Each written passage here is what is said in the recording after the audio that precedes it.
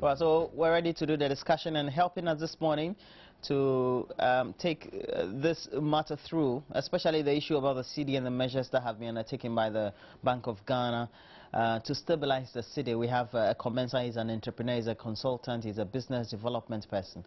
Thanks for joining us this morning. It's a pleasure speaking to you. Thank you. Now, we'll discuss the cedi, but let's take a look at issues about the fresh charges against Bugapele on Judah.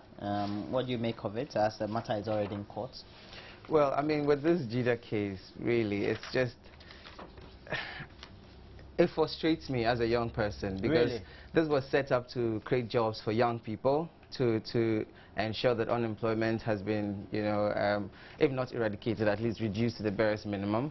And now, I mean, with all that is happening, how can you give money and not ensure that what they said they would do with the money has been done? And how can you not know whether it's been done or it's not done? And how can you not have any, you know, like, it's just absurd. So what were they doing all this time? Okay, and why are people being made scapegoats now because things have gone that bad? You know, so I'm just thinking that what needs to be done should be done. If they don't politicize it, things will go well. But if they do politicize it, we'll go around in circles, and eventually the case is going to die, and the election will start, and then nobody's going to really mind anymore. Automatically, if the media doesn't follow up to make sure that things that they are doing now are followed through, and then people that need to be prosecuted and probably jailed or whatever are jailed, corruption will still continue, and then we won't get any, you know, solid feedback from all that is happening. Okay, the MPP, they are going to undertake some level of vetting for those, we're being told 44 officials who picked up forms to contest national executive positions, and that includes, of course, positions for the chairmanship and the 2 vice chairmanship positions, and the other executive positions as well. What do you make of the whole process so far, or the things that have been said by the various protagonists, and the way the whole issue has been handled currently up to this very stage? It's rather unfortunate what is happening in the NPP. You know, for me, I'm quite concerned. Okay, not to be mistaken as an MPP or an NDC, or not to be partisan, but a party divided against itself, as I told you earlier, cannot stand. With what is happening now, really, any layman can see that there's no unity in the party, and everybody has diverse views and opinions, and everybody really is going for power, you know. And at the end of the day, I just hope that MPP would be able to come together and do what is right. You know, because most of us really look up to them as leaders and people that can potentially lead this country. And if in their own right things are going this bad, I wonder how they'll be able to come together and then be able to, you know, win the election if they have to. But with what is happening now, honestly, it's quite surprising.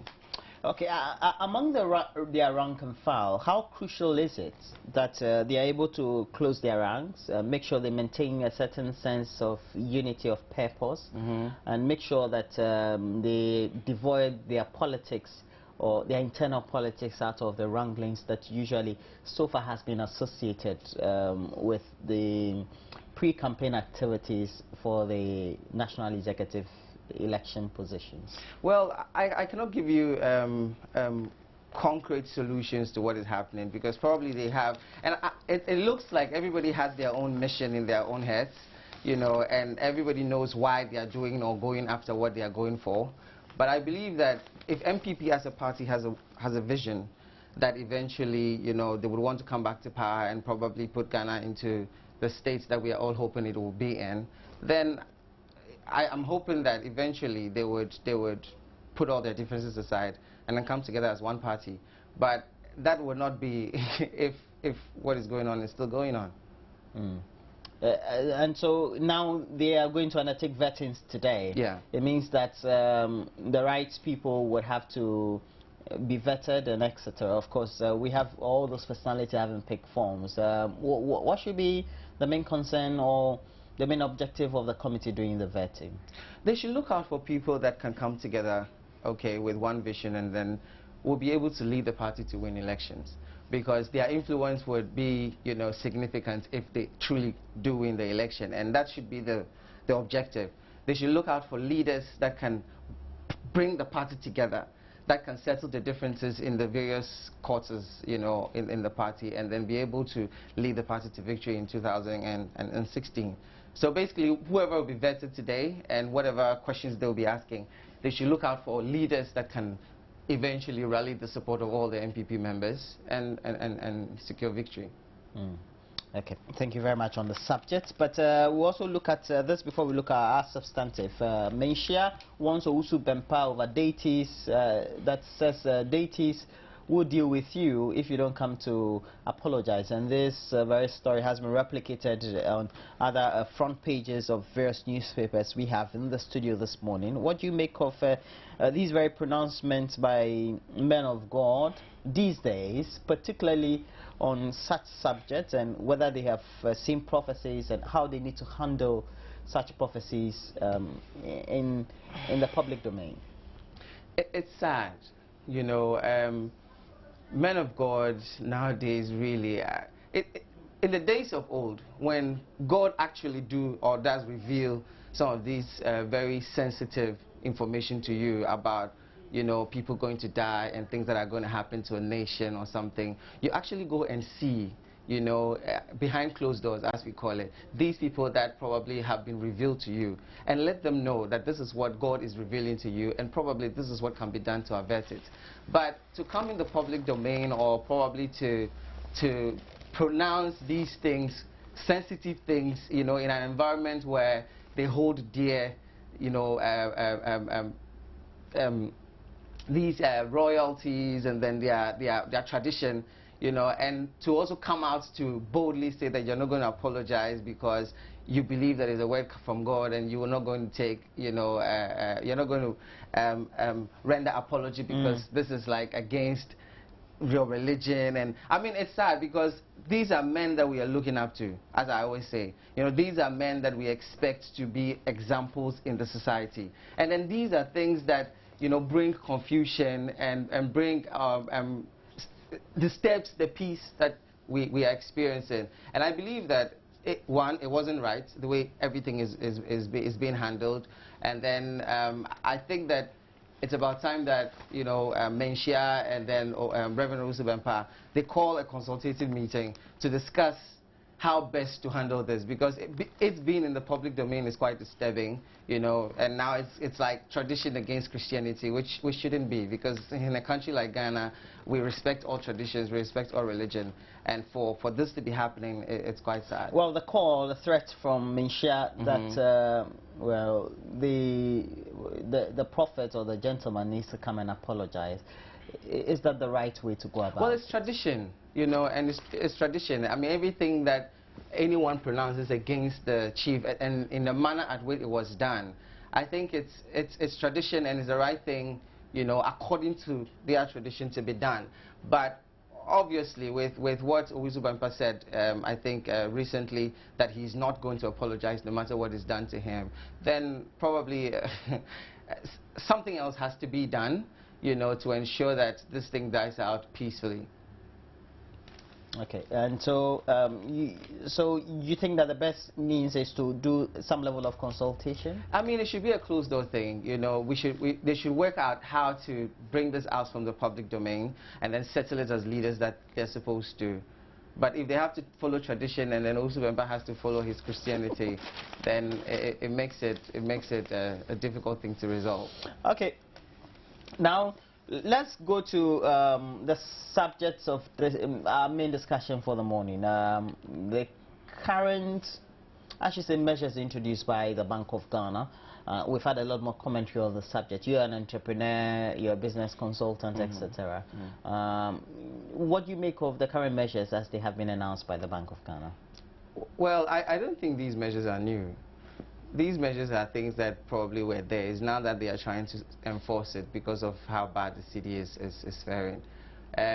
My concern really is not even about the measures per se, but it's about implementation and ensuring that it's being done.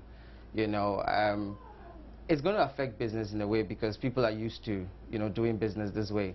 But I believe that if the Bank of Ghana, and with all that they said now, they are going to ensure that it's going to be implemented, and they are going to have ways of ensuring the continuous implementation. And it's not like because everybody's attention is on it, you know, we are going to make this pronouncement, we're going to be in the public domain and talk, but then we are not going to follow through to ensure that the security agencies that need to follow up to ensure that all these concerned parties are going according to the policies and measures that have been put in place, you know, are following through to ensure that it's done.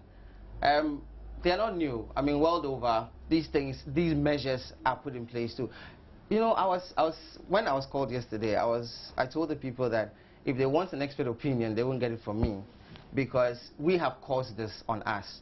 Anything that you don't value, either it depreciates or you lose it. Ghanaians don't value our cedi. I mean, even against the dollar.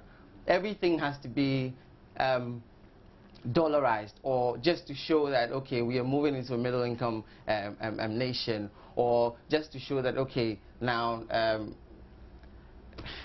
can we cut? Can we cut? Can we cut? What? Can we cut? No, you just have to continue, sir. I'd like to take a quick break. You want to take a break? Okay, we want to take a break. We'll be right back.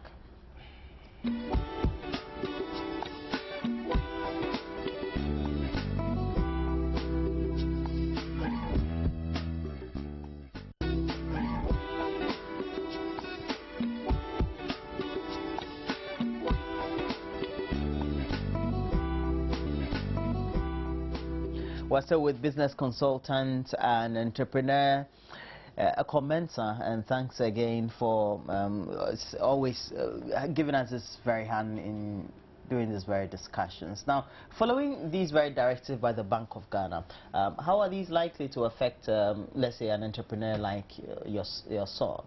You know, not particularly you, but entrepreneurs usually. What would be the difficulties they'll find themselves in this very environment? Well, it depends on the industry that they function, you know, especially those that deal in imports and exports. It will be difficult, but you know, initially there were suggestions that in the various countries that entrepreneurs or business people trade, we should introduce their currencies and then, you know, enable those business people to trade in those currencies. And I think that that's one measure that it's very viable, and if it's introduced, it's going to help. But basically, definitely, it's going to affect business in several ways. Especially, it's very drastic, and people have to change the way they go about, you know, doing business. Bank of Ghana. Yeah. So I just hope that these measures, as I said initially, implementation, following through to ensure that whatever has been said and done will be continued. Okay. You know, among the suggestions that have been given by notable economists for us in the long term as a country to be able to improve on our current trade imbalances or deficits is the fact that we need to have the local industry as well as local business entrepreneurs empowered, so that we can have a lot more commerce taking place within a lot more intra-trade, and that would also mean that we do a lot more export or try to bridge the current deficit we have. How is that possible?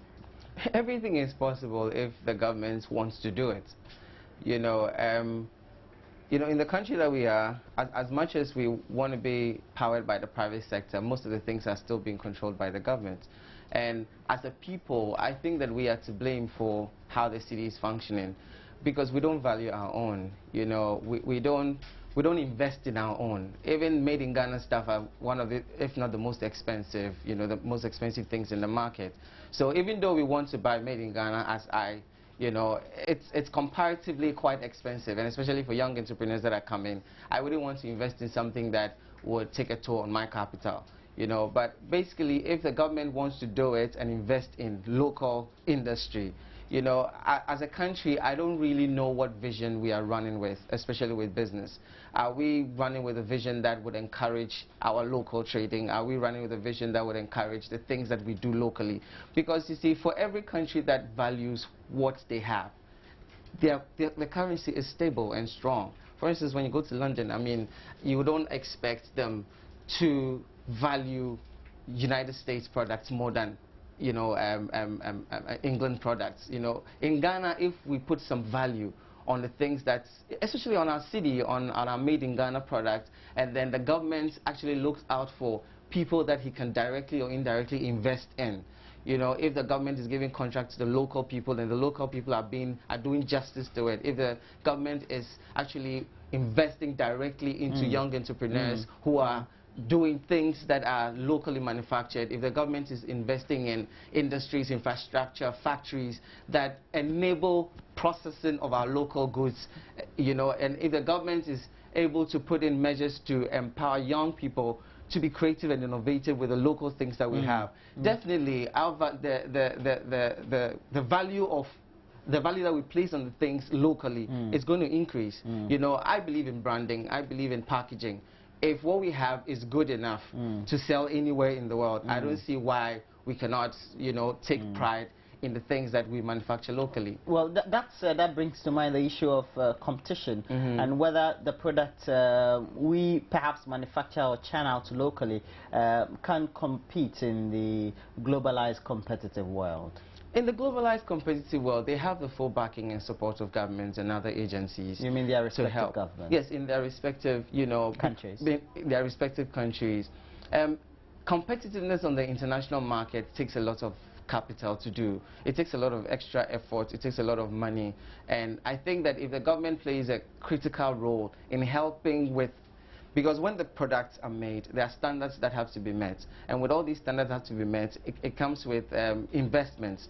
You know, one thing I'm very particular about when it comes to entrepreneurship development is the fact that we need support services. We need professional support services provided for entrepreneurs, where if I'm manufacturing something or if I'm producing something, there should be some place that I can go for them to assist me in how to, one, you know, meet the standards internationally, because resources and information are quite scarce. When I'm doing something and then probably I want to export it, I need to know how I can, you know, manufacture or produce these things according to the standards that are globally accepted. But I need support as an entrepreneur, and there should be places that I can go and say that, okay, this is what I want to do, but I want to be able to export it. So what can I do? What kind of assistance can you provide me? Where can I go to get the machinery or the experts' advice on how to model what I am doing to shoot international market? And when you talk about competitiveness, honestly, as I said, most made in Ghana goods comparatively are quite expensive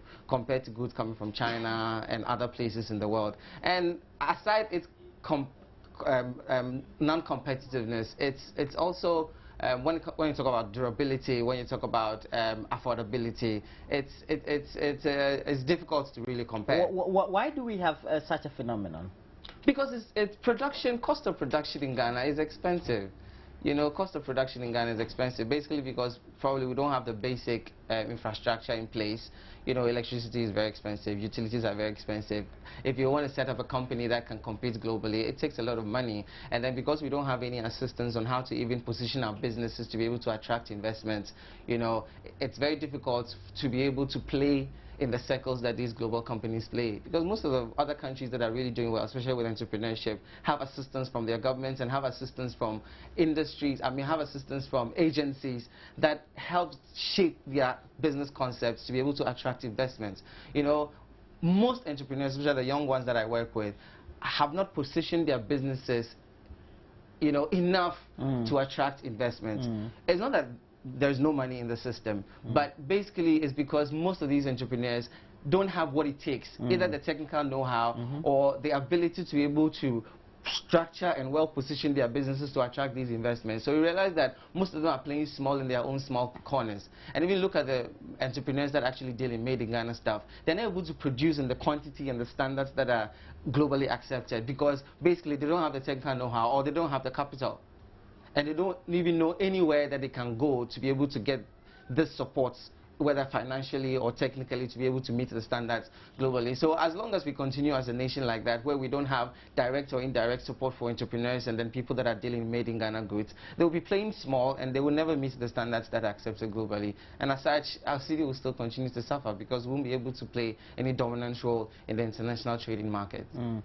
So if, let's say, we have the current controls that the Bank of Ghana has introduced now, and we have very small, medium scale enterprises that would want to perhaps undertake a lot more businesses for the current fiscal year we have, what could be some of the hindrances they could face? Well, yes, as I said, the measures are quite drastic, and then its implementation is also very drastic. So one of the major things is their way of doing business would change. Okay, that might slow down production and probably eventually affect their bottom lines. And also, if care is not taken, it might even affect employment because they might have to cut back and things like that. But if they can quickly get adjustments, and then we can have a little bit of education on how businesses can go about, you know, still trading and being comfortable, I think that they would properly adjust. And then, because if this is what it is, okay, as an entrepreneur, you need to adjust. Entrepreneurs are supposed to be adaptable. Business owners are supposed to be adaptable because we cannot go against the policies that have been stipulated. If this is what it is, I think that it will be advisable for people to quickly look at ways of adjusting the way they do business. It's going to affect them, yes, but it's going to affect a lot more of the people that do imports and a lot more of the people that use products that they need from outside. But aside that, if this is what it is, I think that if we are given the adequate training and how to go about things now, we can still quickly adjust but because at the end of the day, when the city stabilizes, it helps the business. You know, it helps the economy, and then eventually every business grows, and then they also with the city falling, how does it have a direct effect on young entrepreneurs, or let's say small and medium scale enterprises? Everything goes high, and when you budget today, tomorrow you go, everything has changed, you know. And then maybe if you have goods and services in your office that you have purchased before, you go, and then the value you get is not the same as the value that was before. So it's really going to affect the business in many ways, because now you cannot project and be sure that your projections are going to, you know, churn out or pan out the way you expected it to be. There's a lot of instability in business now, because today it's like this, tomorrow is like that, and there seems to be no control. And then definitely profit margins are going to reduce, and eventually it might affect a lot of businesses. If they don't close down, they would really struggle. And the likely effect could be that in the long term, how will they be affected? Businesses are likely to close down, you know, if this continues, you know, because cost of operation will be very expensive, and then they might not have the capital to be able to meet the demands that, you know, initially probably they were meeting, or the demands that may be. And then trading across board, as in with the imports and exports, of course, the dollar will be very expensive, and then the exchange rates will also be. So yes, definitely, the long run is, if this is not properly controlled, a lot of businesses are going to suffer, and the economy as a whole is also going to struggle. Do you have confidence in the Bank of Ghana's measures as they've been introduced? I would have confidence if they are properly implemented, and they are properly controlled, and we stick to the plan. You know, I believe in having a vision, and if you have a vision, you have to ensure that the measures that, no matter how it's going to affect the economy, I believe that in the long run, it's going to help us. Our city is going to stabilize, and then the economy is also going to stabilize and grow. So whatever they have put in place, I think it's in good intention, okay? And if they will follow through and ensure that its implementation is continuous, and then businesses can be properly educated and equipped to be able to adapt quickly and then change the way they do business, it's overall going to help Ghana as a country. We're always told that there's always a demand and supply situation to every challenge that may occur with certain variables within the economy. And this time we know that the currency is facing a major depreciation, etc. If we go on to the next level, what long-term measures do you think that perhaps the Ministry of Finance, relatively government, the Trade Ministry, etc., need to take to improve Ghana's dependency on a lot more imports instead of exports? I don't see what, I mean, apart from improving what has already been put in place, apart from improving that, I think that even if we can discipline ourselves to go according to what has been put in place, the measures that have been put in place, and I would still hammer on education. We need to educate the business community to understand that these things are for our good and not against us. Everybody's jittery now because it's going to drastically change the way they do business, and then invariably it might affect their immediate, business and incomes and profit margins and all that. But with the measures that have been now put in place, we need education, we need support to understand and to be able to adapt. But if we're going to go according to the measures that have been put in place, and then we are going to ensure that there's some level of sustainability, everybody understands that this is what it is. We need to trade in our local currency. If you're traveling to China or Dubai or whatever, Bank of Ghana should be able to assist business people to get the currency that they're going to trade in to go. Because I don't see why you have to go to China with dollars if you can go with their currency. You understand? So it's basically, let's stick to whatever the Bank of Ghana has stipulated or implemented, and let Bank of Ghana consistently and sustainably implement this and ensure that it's being adhered to by all sectors. And then I think we'll be okay. Let's try it. I mean, this is what we have said. There's no need putting too much meat in the soup, because at the end of the day, you might not even taste the soup the way. So this is what it is. Let's educate our business community. Let's ensure that they understand how to adjust their business operations to suit whatever measures that have been put in place now. And then let's see how it churns out.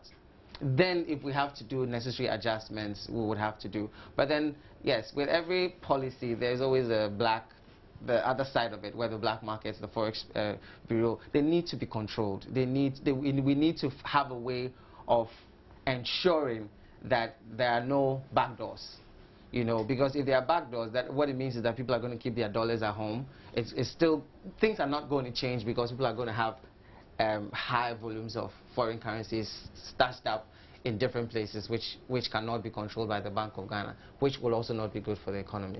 So I think that whatever has been put in place, let's just focus on it and see how we can continuously implement it. And if you make an analysis of what the criticism has been from, let's say, business people or economists, or even, let's say, the political opposition, so to speak, do you think that these are fair assessments? And do you think that such commentaries, when they are made across the media space, tend to create a lot more panic among the business community? It does. It does. It affects, especially because these are agencies and then organizations that the business community either belong to or look up to, because whatever they are saying is definitely going to affect business, and it's definitely going to, either cause panic or fear amongst them. I think that the business community, we know better. We know that these measures would help the business eventually. But as I'm saying, that it's how drastic, it's been, the Bank of Ghana is going about it. That's why it's affecting us the way it's affecting us. But if we as a business community would stop bombarding the government, the Bank of Ghana, the Ministry of Finance, and rather come together as one unit to find solutions or ways of going around it now, or not even around it, to adhering to it and still finding ways of improving our businesses with what it is now, I think it's rather going to help us better than our high level of dependency on governments, and the policies that have been put in place and all these commentaries that are being made in the public sector. We should rather come together as a unit and then see how best, because if the private sector is strong, okay, the government automatically listens to us. But if we are divided in our own quarters and everybody's trying to, come up with their own opinion on how this is going to affect the business, everybody's coming up with experts, thoughts and opinions on how this is going to affect the business and what measures they think the Bank of Ghana should take and how mild they would want them to treat this. I think that is not going to help us. This is what it is. Sometimes we need to learn that some things are just the way they are. Okay, and if we can come together, I always believe that if we come together as a unit, this is what it is. How do we go about it? Instead of fighting the system, how do we go about our business such that it won't change and then our businesses won't collapse, but we'll still adhere to these policies that have been stipulated? It's all about coming together and education. Democracy allows these utterances to be made. You know that. So if democracy is allowing these utterances to be made, I think that the best way to go about it is that as private sector, it's good to dialogue with the government. It's good to find alternative ways of going about things, but it's better for us to come together and then educate ourselves on how to go about it, because I don't think we are the first country that's implementing the policies that the Bank of Ghana has come up with. So if it's been implemented elsewhere, especially in countries that we look up to, then we should find ways of, we should find how those businesses, even in the midst of all this, all that exists in their country, we're able to still succeed. And then we should teach and educate ourselves to be able to properly adjust and then continue with our business. For young entrepreneurs, any tips you have for them to go through this very period? Well, for young entrepreneurs, I think that what we need has always been, education and support, either technically or financially, because most of us young entrepreneurs are powered by passion, and most of the time, passion is not enough. If young entrepreneurs, recently I heard about, I don't know if you heard about the Youth Enterprise Development Fund that the government is intending to set up. If this is properly done and not politicized, okay, I think it's going to go a long way to help young entrepreneurs, because one of the major needs of young entrepreneurs is structures, and then being helped to put their businesses in such a way that it can attract investment, and then they can actually get the needed support in branding and marketing to be able to sell their businesses and to be able to sell the service and product that they deal in. So we need support, we need some sort of coaching, we need some sort of hand-holding, and then we need to come together as a unit to work together and not separately in our own corners. Well, thank you very much, and that'll be it for now. We'll have to take the break here. When it's on the hour, we bring to you the latest news updates we have. We have in the studio a commenter. Thanks for joining us. He's an entrepreneur and also a business consultant, helping us with what young entrepreneurs need to do, especially in these very times. It's been AM Talk. We're taking a short break. We'll be right back.